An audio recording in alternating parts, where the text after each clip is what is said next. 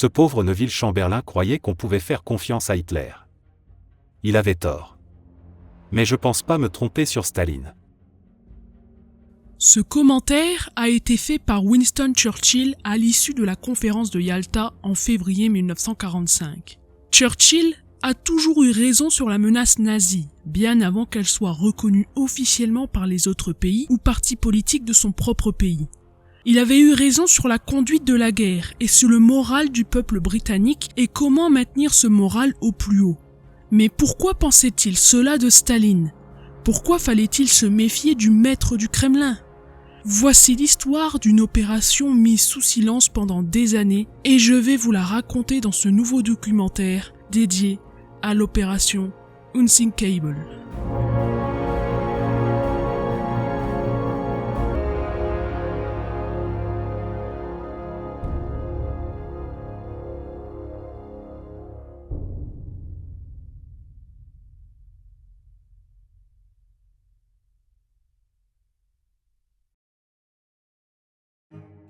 Après 6 ans de conflit, la guerre est sur le point de s'achever. Mais les dirigeants occidentaux se concentrent déjà sur l'avenir de l'Europe et du monde et prévoient un nouveau conflit. Les Britanniques et les États-Unis n'avaient jamais vu l'Union soviétique comme un véritable allié. En effet, les alliés occidentaux avaient rejeté les demandes de Staline au cours des années 1930 et leur coopération pendant la guerre s'était avérée plutôt tendue. Avant la fin de la guerre, les alliés occidentaux s'inquiètent de la présence massive des soviétiques en Europe de l'Est.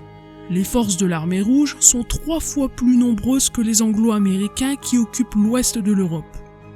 Et les soviétiques donnent une impression bizarre aux anglo-américains. Elles donnent l'impression que les troupes soviétiques allaient rester sur place.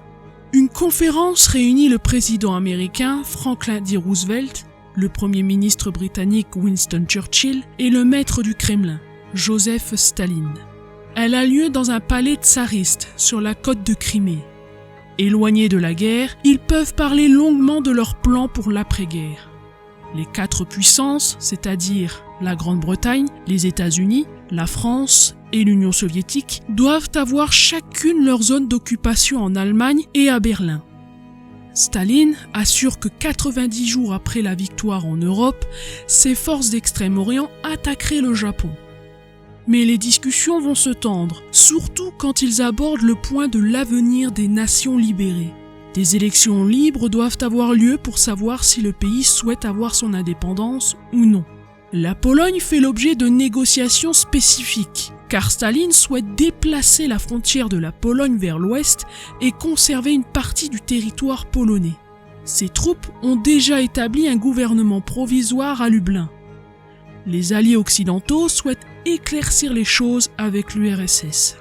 Les choses doivent se réorganiser dans des conditions démocratiques avec la participation de dirigeants représentant la Pologne intérieure comme les Polonais étrangers. Pour parvenir à ces propos, des élections libres et sans entrave doivent se tenir. Staline promet que cela sera fait le plus tôt possible. Et pour finir cette conférence, les 3 grands ont pu se poser pour la photo finale avec de larges sourires. Malgré ce sourire, se masquent des relations tendues, car peu d'engagements ont été pris, voire complètement vagues. Une grande part dépend seulement de la volonté des soviétiques. Staline, toujours ancré dans sa paranoïa, se plaint au maréchal Zhukov. Ce Churchill est capable de tout. Churchill, lui, n'a pas du tout confiance en Staline et ses craintes se confirmeront dans les semaines à venir. L'armée rouge a pris ses quartiers en Europe de l'Est et elle montre une force inamovible. Et en plus, elle n'a aucune volonté de faire de la démocratie. En avril 1945, Winston Churchill écrit une lettre à son ministre des Affaires étrangères, Anthony Eden.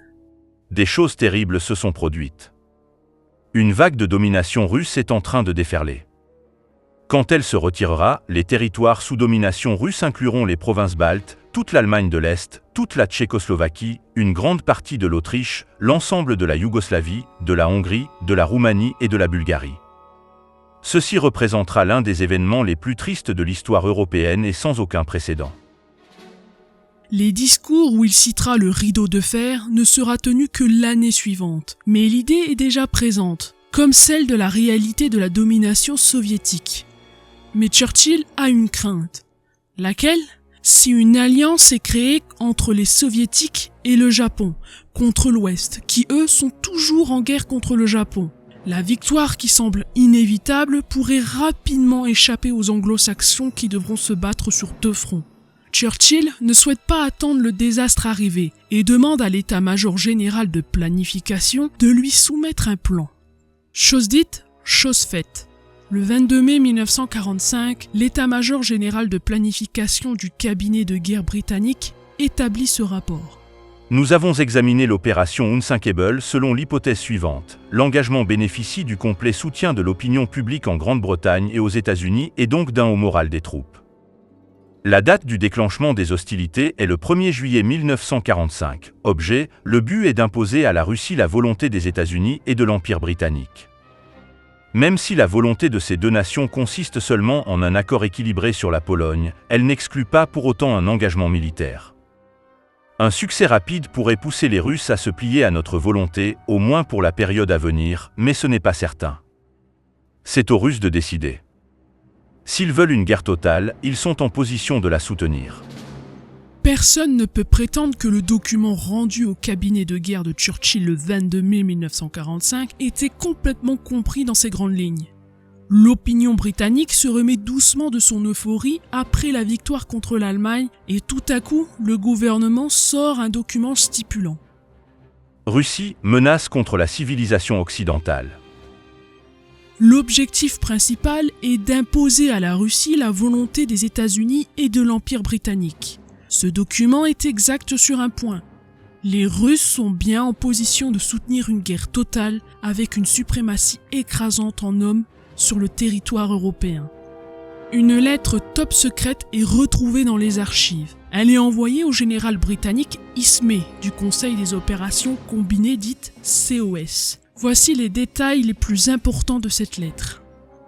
J'ai lu la note des chefs d'état-major sur Unsinkable en date du 8 juin qui montre une supériorité des Russes sur le terrain de 2 à 1. Si les Américains se retirent dans leur zone et réexpédient l'essentiel de leurs forces aux États-Unis et dans le Pacifique, les Russes peuvent avancer jusqu'à la mer du Nord et à l'Atlantique. Il y a une étude qui montre comment nous pourrions défendre notre île, sachant que la France et les Pays-Bas seraient dans l'incapacité de résister aux Russes. De quelles forces navales aurions-nous besoin et où devrions-nous les baser ? Quelle serait l'infanterie nécessaire et comment la disposer ? Quelle serait l'aviation nécessaire et où localiser les pistes principales ? En adoptant le nom de code Unsinkable, l'état-major implique que l'opération n'est qu'une étude de précaution qui, je l'espère, devrait demeurer un événement hautement improbable. Churchill obtient cependant une réponse. 100 000 Polonais qui combattent déjà aux côtés des alliés occidentaux sont prêts à défendre leur patrie. Et Churchill pense également à une autre solution. Il y avait des centaines de milliers de soldats allemands qui se sont rendus. Et ils seront pour Churchill heureux de se confronter à nouveau aux Russes. Le Premier ministre britannique donne l'ordre au maréchal Montgomery de garder en sécurité leurs armes et leurs munitions en vue d'une réutilisation éventuelle. Mais l'état-major général de planification n'est pas convaincu par l'idée que les Tommies britanniques, déjà épuisés par la guerre, soient désireux de se battre côte à côte avec la Wehrmacht dans une nouvelle guerre. Cette conviction ne veut pas dire que les chefs ont une confiance inébranlable aux soviétiques, mais tous en avaient un peu assez de la guerre. Et de voir l'ennemi d'hier devenir l'allié d'aujourd'hui pour combattre l'allié d'hier est un peu difficile à concevoir pour les troupes. Cependant, les sombres perspectives de Churchill se révèlent de semaine en semaine, mais l'objectif d'un nouveau conflit semble hors de portée de ce que pouvait supporter l'Ouest. L'Europe rentre petit à petit dans une nouvelle guerre qui sera appelée la guerre froide.